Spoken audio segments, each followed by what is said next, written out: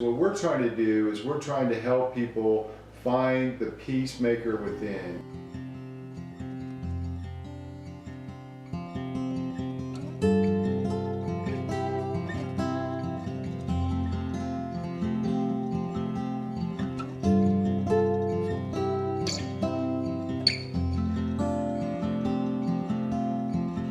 We decided for Martin Luther King Day in '97 to do a special project to teach AmeriCorps members how to teach young students conflict resolution skills. Teachers loved it, the students loved it, and they wanted more.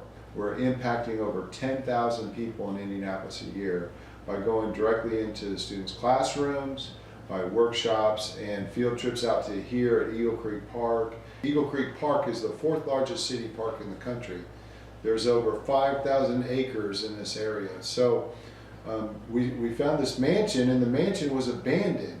And we thought, wow, wouldn't it be amazing to bring kids out to the woods here and take them for a walk and to teach conflict resolution and peace education. So we were fortunate enough to be working with AmeriCorps members that we could put AmeriCorps members in this building. We fixed it up and we made a deal with the city to use it, and so we've been here 20 years. Real emphasis on direct service, to have trained facilitators going into classrooms, bringing students out here, engaging them in programs. Arlington and John Marshall, those schools were once high school and middle schools, and so now Arlington is going to become a high school, and John Marshall is going back to being a middle school. They wanted the students to get to know each other and for students to get to learn the school, because I know within the areas that we serve and that I'm also still a part of as a member living on that side of town and also growing up as in the same environment and as one of those students myself, laughter was not something that we genuinely, really consumed as in our bodies. And so, and when you release and you laugh and you let go and you connect, beautiful things take place. And so I just really hope that they take that out of our transition week. A teacher had told me that it wasn't something that I had did, it was something that she had did in her classroom around restorative practices.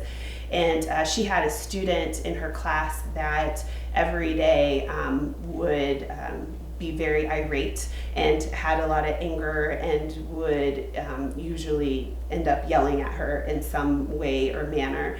And this was happening almost daily, time after time, and her school was doing restorative circles, and so they were doing circles every day, and she noticed that his behavior over time was changing and that he wasn't yelling at her so much, and then to the point where it had stopped, and she was really curious what had happened. And so she talked to him one day, and he had said that he stopped that because during circles it was brought up that it was scaring some people when he was yelling at her, and he said that he did not want to scare his friends, so that he would stop. And so that is something that, because that school became one of our One Indy schools, and we had done work in professional development on restorative practices, been in the school to support the teachers and the students as well, that she was able to guide the restorative circles in her classroom, and then in the end ultimately help change this child's behavior on how to be with other people.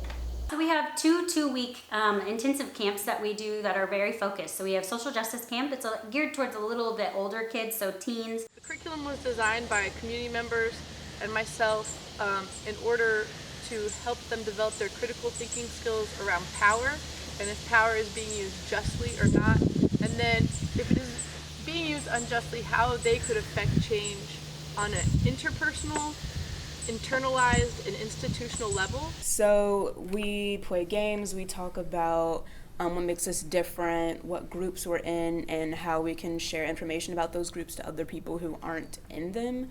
We talk about our values, why we value those things, and and how we can gain other values and just talk about what's important to us. I'm really passionate about just like making people happy, like being somewhere in the entertainment industry and like singing or just being a good person. At first, I didn't really value love as much, but I think Monday we were talking about it and it really opened my eyes on how I should value love. Let's be real. People are horrible. Yeah. Everyone is horrible in their own sense. No one is perfect. I'm a very empathetic person. It's like where you feel what the other person is feeling, even though you're not personally going through it yourself. It's best to think about your safety as well when you're trying to help someone as well. I'm hoping to get into the psychology field. Sometimes the best help people can get is to talk. And we try to use popular education and activity-based learning so that their voice comes through and that they get to make decisions and share real-life experiences and their own knowledge. This idea that you can get in a circle, you can have dialogue and conversation, and we ask kids, we say, what do you think? And we have high school kids tell us all the time, they say, listen, I've been in school all my life and nobody's ever asked me what I think, but we need to ask them what they think, and we need to challenge them. And make sure that our programming is relevant to them. We also try to make it a lot of fun and built around relationship building. For climate camp, it's very geared towards climate, and so the age ranges are a little bit bigger on that. We've got younger kids and teens in that group, and it's really kids that care about their impact on the earth, whether that be how they're consuming their food, how they're littering or recycling, and just learning how that affects the world around them. So our lower level museum is called Be the Change, and it's very much focuses on our impact on the world and how our everyday choices can have that impact, whether it be good or negative. And so there are 40 interactive exhibits in the lower level that students and adults can go through to learn about how their everyday choices affect the world around them. And so we started expanding our programs into parent programs, teacher training, and then we decided to work in the larger community, because we're not going to get every parent to show up at a parent workshop associated with their school. But if we can meet them at their businesses and if we can meet them in their workplaces, that's where we'll be able to engage and help teach the same kind of conflict resolution skills that their children are learning. But the crux of the matter with all families is the development of family dynamics around communication, around conflict resolution, reconciliation, and forgiveness. My grandson was murdered, on July 6th, a senseless shooting.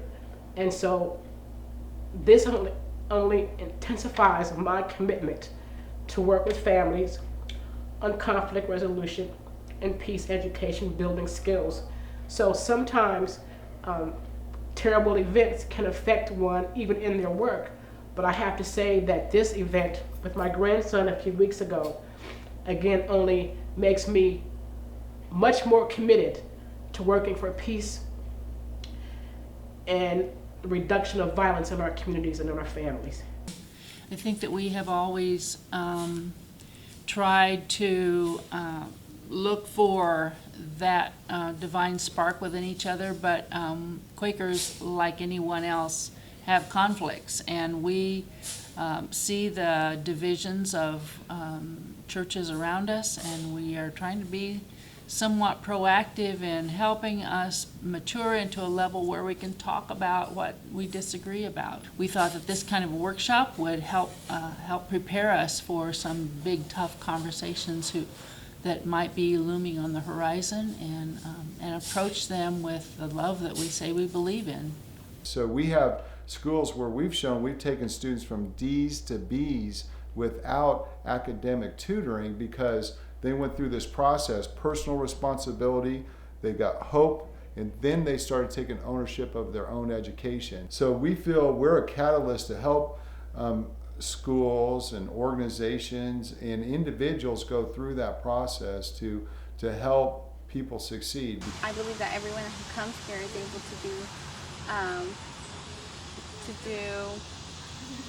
to carry out the peace. I really encourage anyone who is here in the Indianapolis area to come and visit us. Sure would be great if you saw this and asked to volunteer or find out if we have any job openings. Will you help us?